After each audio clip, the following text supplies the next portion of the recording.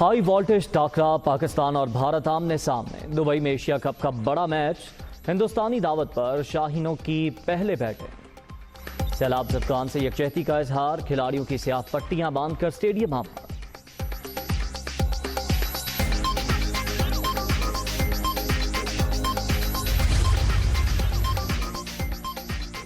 सैलाब से तबाही जारी, मुल्क भर में 1033 अफराद मौत के मुंह में चले गए। 9,49,000 मकानात ज़मीं बोस, 8 लाख मवेशी हलाक।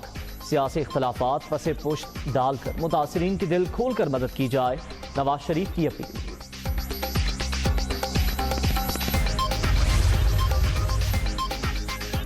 मुत्तहिदा अरब अमारात से सैलाब मुतासरीन के लिए इमदादी सामान की पहली खेप पहुंच गई।